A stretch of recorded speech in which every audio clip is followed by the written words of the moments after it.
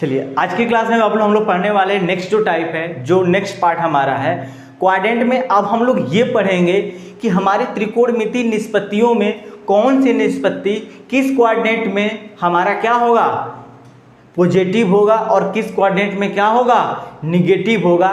इसके बारे में हम लोग आज क्या करेंगे, पढ़ेंगे। ठीक है, तो क्लास को स्टार्ट करें हम लोग। चलिए देखिए, क्वाड्रेंट में बाबू हम लोग जो पढ़ रहे थे, पिछले टाइप में पढ़े थे, उसमें हम लोगों ने ये पढ़ा था कि किस किस एंगल का अगर रेंज रहेगा तो मतलब प्रथम क्वाड्रेंट में आएगा, और ये एंगल इतना दिया गया तो किस क्वाड्रेंट में आएगा, एंगल को देखकर बता रहे थे। लेकिन अब हम पढ़ेंगे जो बाबू, वो क्या होगा कि हमारा, आप देखो आपको बोले थे कि ये हमारा ओरिजिन है, ये हमारा क्या है, एक्स है, और ये हमारा क्या होगा, एक्स डैश, ये हमारा वाई है बाबू, और ये हमारा क्या है, वाई डैश है। ठीक है, आपको बताए थे कि ओरिजिन के ऊपर की सारी डिस्टेंस क्या होती है बाबू, तो पॉजिटिव होती है। ठीक है, ओरिजिन के नीचे की सारी डिस्टेंस क्या होती है, तो बाबू आपको बताए थे हम, निगेटिव। ओरिजिन से राइट साइड की सारी डिस्टेंस क्या होती है बाबू, तो पॉजिटिव। ठीक है, अब बताओ, ओरिजिन के राइट साइड की होगी पॉजिटिव, ओरिजिन के लेफ्ट साइड की सारी डिस्टेंस क्या होती है, तो निगेटिव होती है। ठीक है, अब हम बात करते हैं कि जो हमारा साइन थीटा है, अब यहाँ थोड़ा सा फॉर्मूला लिखिएगा। साइन थीटा मैंने आपको बताया था कि p/h होगा, कॉस थीटा मैंने बताया था बाबू आपको कि b/h होगा, और टैन थीटा मैंने आपको बताया था कि वो क्या होता है बाबू, तो p/b होता है। आपको मैंने कॉट थीटा बताया था b/p, आपको मैंने सेक थीटा कितना होता है, तो h/b, कॉसेक थीटा h/p। ये सारे के सारे मैंने रिजल्ट आपको बताया है। ठीक है, इसका यूज होगा, अब ध्यान से देखिएगा। तो हम कहें इसको प्रथम क्वाड्रेंट बोलते हैं बाबू, और इसको क्या बोलते हैं हम लोग, सेकेंड क्वाड्रेंट, और इसको क्या बोलते हैं हम लोग, थर्ड क्वाड्रेंट, और इसको क्या बोलते हैं हम बाबू, फोर्थ क्वाड्रेंट। ठीक है, तो हम कैसे पता करेंगे ये छवों के छवों जो हमारी त्रिकोणमितीय निष्पत्तियां हैं वो किस क्वाड्रेंट में पॉजिटिव होंगी और किस क्वाड्रेंट में निगेटिव होंगी, और पॉजिटिव होंगी तो क्यों होंगी, और निगेटिव होंगी तो क्यों होंगी। आज उसके बारे में हम लोग थोड़ा सा जिक्र करते हैं। ठीक है, चलिए आज की क्लास में बस इतना ही हमको जानना है कि पॉजिटिव होंगी तो क्यों होंगी, और निगेटिव होगी तो निगेटिव क्यों होंगी। ठीक, चलिए आप बताओ, आपको मैंने बताया था कि प्रत्येक चतुर्थांश जो हमारा है वो 90 डिग्री का बनता है, क्योंकि दोनों एक्सिस एक दूसरे को परपेंडिकुलर डिवाइड करती हैं। ठीक है, तो सोचो ये 90 डिग्री का बाबू है, तो ये भी तो 90 डिग्री का ही बनेगा, और सारे के सारे एंगल हमारे कितने डिग्री के बनेंगे बाबू, तो 90 डिग्री। तो ये भी एंगल कितना डिग्री का बनेगा, तो 90 डिग्री का। आप बताओ, अगर ये 90 डिग्री का बन रहा है, अगर हम इसको P माने, सपोज करो इस वाली साइड को अगर हम P मान लें और इस वाली साइड को अगर हम B मान लें, ठीक है, ये P है परपेंडिकुलर, ये B है, और इसको हम एक ट्रायंगल बनाकर मिला दें, तो ये हमारा हाइपोटेनस बनेगा, कर्ण बनेगा, क्या बनेगा, कर्ण बनेगा। देख लीजिए, इस राइट ट्रायंगल बना ना बाबू, मैंने एक ट्रायंगल बनाया, तो सोचिए इसको मैंने P माना, ये इसको मैंने B माना, क्योंकि P हमारी क्या है, परपेंडिकुलर लाइन है, तो ये P होगा, ये नीचे वाली बेस है तो हमारा क्या हो जाएगा, आधार हो जाएगा। मैंने इसको H माना। आप बताओ हमको कि अगर आप यहाँ से H का मान निकालते हो तो क्या होगा। H का स्क्वायर बराबर आपने पढ़ा था, अभी मैंने पढ़ाया था कि H का स्क्वायर बराबर क्या होता है, तो P का स्क्वायर प्लस B का स्क्वायर, यही ना होता है। या सिर्फ H बराबर क्या होता है बाबू, तो P का स्क्वायर प्लस B का स्क्वायर क्या होगा, रूट में हो जाता है। यही मैंने बताया था आपको, क्या होगा, तो रूट में हो जाएगा। आप सोचो थोड़ा सा ध्यान से, H का मान पॉजिटिव होगा या निगेटिव होगा। तो हम देख रहे हैं बाबू, अगर P का मान मान लीजिए कि निगेटिव है, हम मान लेते हैं P का मान क्या है, निगेटिव है, लेकिन जब हम P का स्क्वायर करेंगे तो निगेटिव वैल्यू भी क्या हो जाएगी, पॉजिटिव हो जाएगी ना बाबू। अगर मान लीजिए मैं कहता हूं कि P मेरा निगेटिव है, लीजिए मैंने स्क्वायर किया तो पॉजिटिव आ गया। मैं कहता हूं कि B भी मेरा निगेटिव है, तो मैं स्क्वायर करूंगा तो B भी हमारा क्या होगा, पॉजिटिव आ जाएगा पॉजिटिव ना। तो आप बताओ H का मान हमारा क्या मिलेगा, H का मान हमेशा क्या मिलेगा, पॉजिटिव होगा। H हमारा ऑलवेज पॉजिटिव होता है। अब चाहे तो यहाँ नोट में लिख लीजिएगा, H का मान हमेशा हमेशा पॉजिटिव होता है।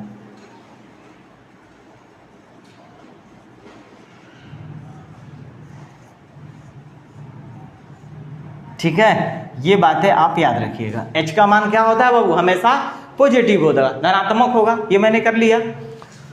तो आप बताओ यहाँ पे H पॉजिटिव हो गया, तो मैं आपसे ये बात करूं, आप त्रिकोणमितीय निष्पत्तियां देखते हैं कि इसमें कौन सा पॉजिटिव होगा और कौन सी त्रिकोणमितीय निष्पत्तियां निगेटिव होगा।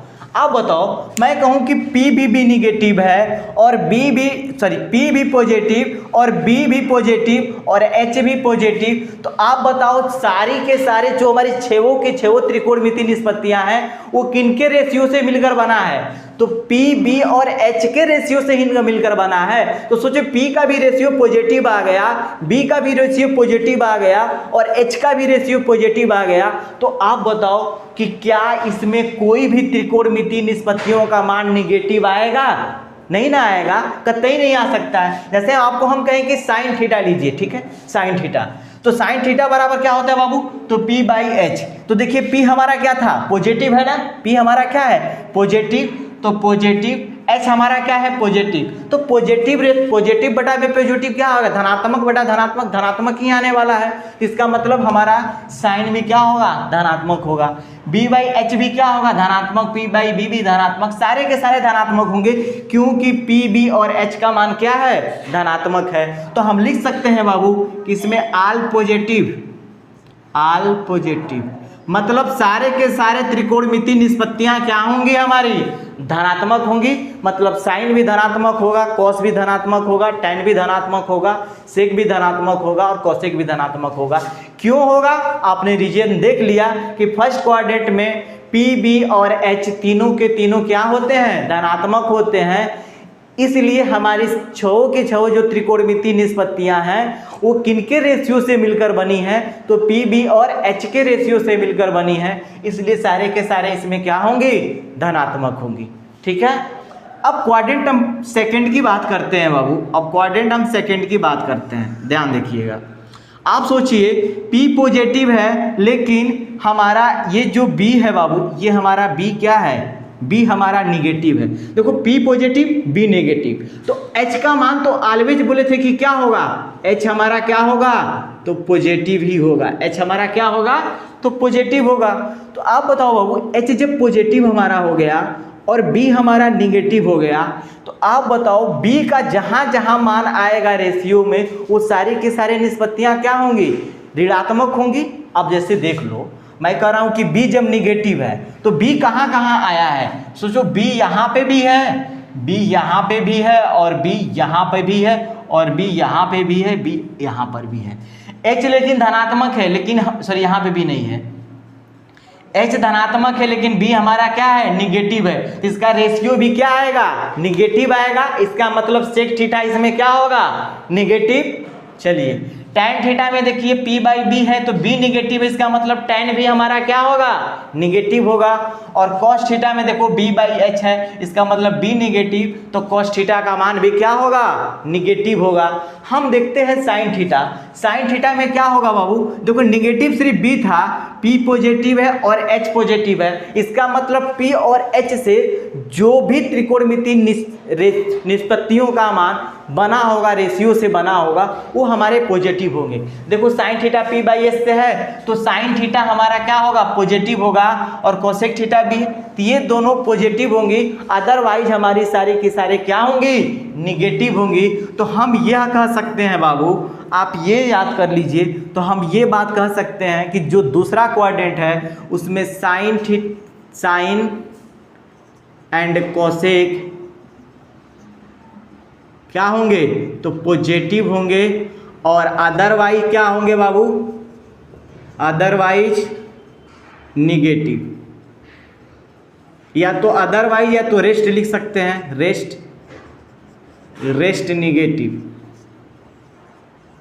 रेस्ट मतलब यहाँ आराम नहीं, रेस्ट मतलब जो बच गया।